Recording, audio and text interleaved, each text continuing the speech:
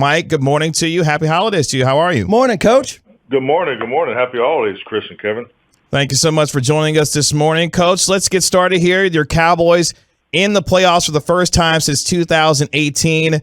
How do you now balance the opportunity with being back into the tournament and obviously still pursuing not only a number one seed, but looking forward to Sunday night with an opportunity to clinch the NFC East by virtue of winning over Washington? I mean, obviously, stating the obvious, just keeping our eye right on the target, and the target's, to win the division Sunday night. Obviously last night we qualified clearly for the playoffs, but I think, now it's about winning your division and then obviously watching what's going on around you. But, as long as we take care of what's in front of us, that'll definitely heighten our opportunity to climb the ladder as far as being get to the highest seed. Hey, Coach, let me give you credit right here, right off the top. It is December. The Cowboys are 3-0 in December. I've been covering this team since 1980. That's 41 years. And Coach Landry used to say back in the day, you want to be rolling into the playoffs. So props for getting this team undefeated in December so far. And those 3 victories were all road victories. I'm going to give you a cliche, but it's obviously true. Props to your defense because what do they say? Defense travels. Can you talk about the excitement in that building because the defense seems to have a lot of swagger right now? Definitely. We're defensively is definitely playing with a ton of confidence and rightfully so.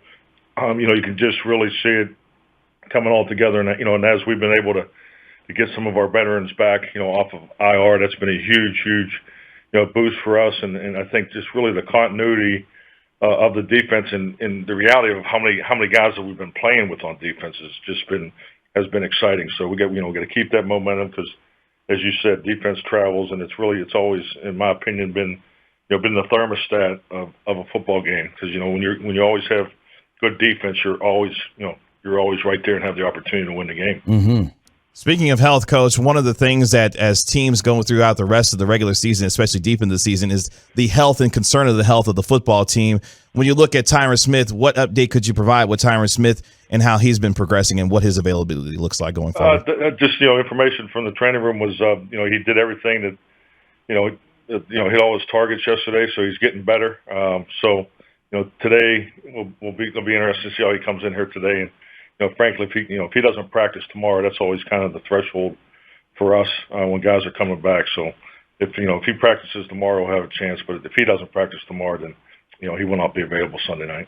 Now, Tyron also made the Pro Bowl. You had 5 guys make the Pro Bowl this year. There were none last year. Last year, that was an anomaly. It was a bad season altogether. Although you guys were 3-1 in December, props to you on that one.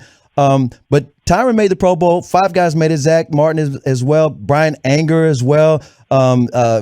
Trayvon Diggs, Micah Parsons.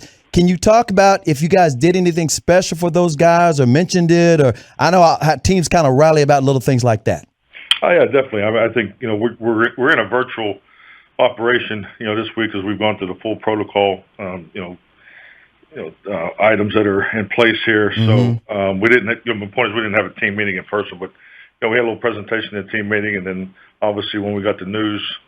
I guess it would have been Wednesday afternoon. We had a chance to reach out to each guy. So, yeah, definitely. I think it's something that you're proud of, and not only just the 5 guys, but the other guys that also were alternates. And there's always a couple guys you would have thought would have been part of the selection, but this is how it goes sometimes. And I think particularly when you come off the year we did last year.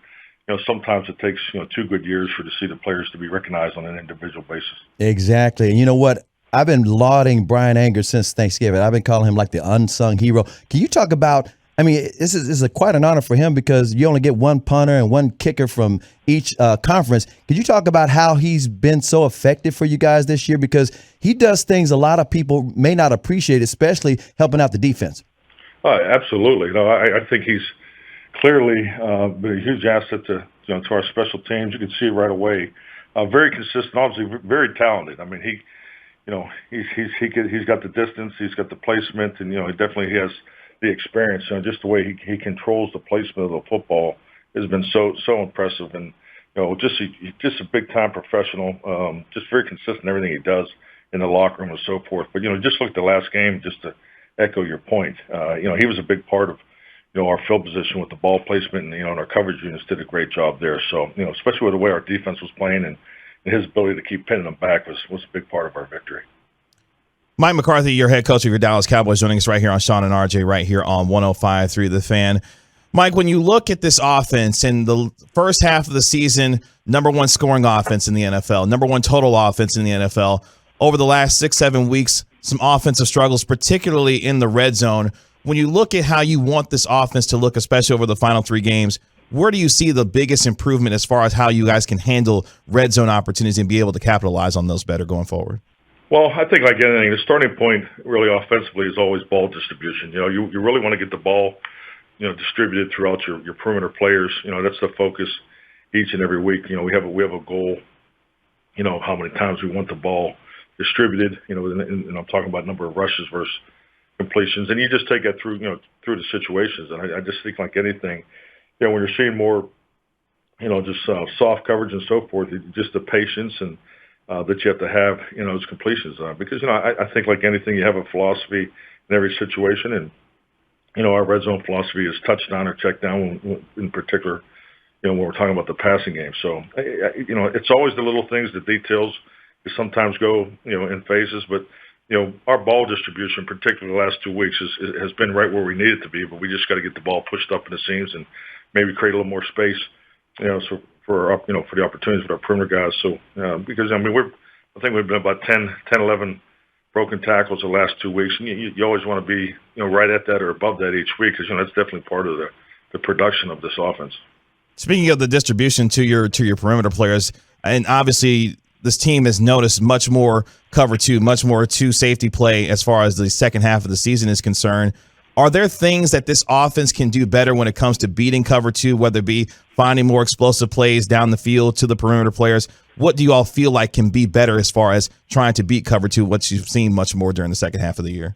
Well, it's just like anything. You have your alignment assignment, the scheme, and then obviously the execution. We're definitely at the time of year, December is, execution's everything right now. So, there's, the plays that we've been running, the defenses we've been going against, there's really no surprises. There's always, variations and tilts and emphasis, particularly to matchups and so forth. So, and when and that's why it's always the details, and that's why December football is so fun and so challenging because it really comes down to who's playing the better technique and the fundamentals and executing their particular schemes or the family of schemes that they live in. But cover 2 is, you have different types of cover 2, and that's something that obviously you go into each game knowing, whether it's traditional cover 2 or more of a Tampa cover 2, how they run the Mike linebackers, so things like that. So we have the schemes that fit the challenge each coverage game. So that's something that I think our players do an excellent job and recognize that and play for it. But we just got to be a little tighter, more exact, and when we're attacking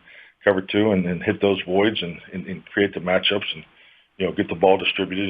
Like anything, it starts with protection and getting the ball out on time and get in a route running, being tied up to the time clock of the protection of the quarterback. You say execution, and by the way, I appreciate you saying that because a lot of people kind of gloss over that. I see what you're doing, Coach. I covered Tom Landry for 10 years, and you are going into your Tom Landry bag of tricks. I know he would do this in December, and he would do this on a lot of road games in particular. He would make sure they get their basics down on execution. And he said, if we got a good defense, we're going to ride that defense. And so for a lot of people who wonder if you're being too conservative, let's say on some play calling or some clock management, or even on, knowing that your offense can get chunk plays if they were executing properly, they don't, you've said it. I heard you say it in some of the press conferences. This is why we're doing it this way.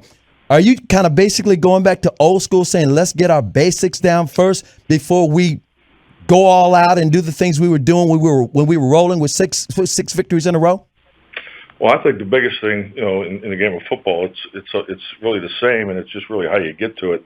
It's always about the basics, because especially in the biggest game of the year, it's going to come down to the fundamentals and the ability to, as a coaching staff, to put the players in big play opportunities in position, and obviously and they execute it. So so we're always working on that, and and I think as far as how you play, each game, every single time you line up and compete.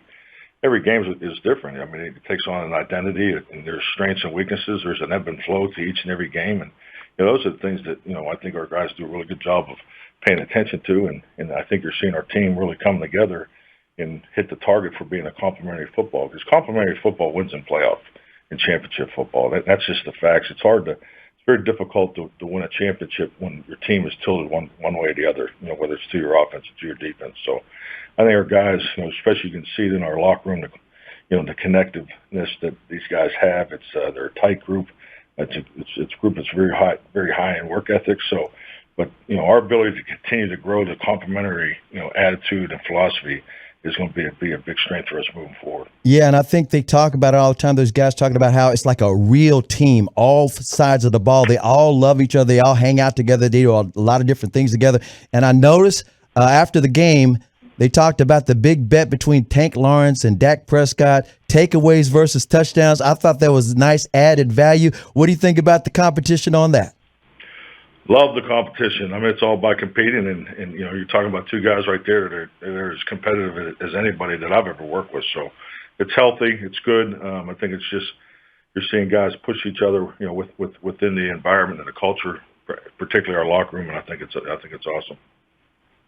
Coach, when you look at this offense finally going forward, last couple things for you here, with Kellen Moore in respect to his being the offensive coordinator, how do you help him as a week-to-week basis goes on when it comes to game planning, but more importantly, when it seems like things may be struggling offensively? Are there things that you do extra to try and not only help not just him, but this entire offensive staff come up with ideas and those kinds of things to be able to help each other as far as the offense is concerned? Well, I think like anything, I mean, you have a process, and it's something that you establish when you first get together as a coaching staff. And I think clearly from last year to this year, I think both staffs have. The continuity has definitely been heightened, and that comes in. We're no different to the players. We have to develop and get better as we go through it. So, and I think really when you go through spots, the biggest thing is the trust process. Maybe have a little more conversation about the areas you need to emphasize, and and particularly with Kellen and I, most of our conversations are really about the play calling, the ebb and flow of the game, the anticipation of. How the guy you're competing against, Jack Del Rio this week, how do you think he's going to play? It's second time in 3 weeks. So it's more the particulars of how we want to call a game, go into the game. And because, schematically, I think our whole staff and, led by Kellen, I think they do an excellent job, as far as going through the menus of the things that we can use each and every week, and, and being creative and diverse and staying on top of yourself, Scott, and all those things that go into a healthy game plan. You ever get tempted, Coach? You won a Super Bowl calling your own plays. You ever get tempted to say, Kellen, this is what we need to do, man? I think we're out of time, guys. Well, good answer. Kellen does an excellent job. I think it's, just like anything in this business, my job, particularly for everybody, from my position, is to make sure, Kellen, Dan, and John, Fossil, have the environment and the resources to be successful. That's really the way I look at it. So it's it's just the way we're structured. Other than a Cowboys win, Mike, what would you like for Christmas this year? Oh, I just think health and family time. I think you don't have a chance in this particular business to step away too long. But I think it's going to be great. Our players are going to have a chance to obviously be out of here at a reasonable time today, and have Christmas Eve with their families, and wake up tomorrow and have the whole morning into the afternoon. So I'm just thankful for the family time. Well, Coach, we sincerely appreciate the time this morning with us here on Sean and RJ. Happy holidays to you and your family, and we'll be pulling for you on Sunday Night Football against the Washington football team. Yeah, thanks, Mike. Hey, thank you. Appreciate it. Happy holidays. Happy holidays.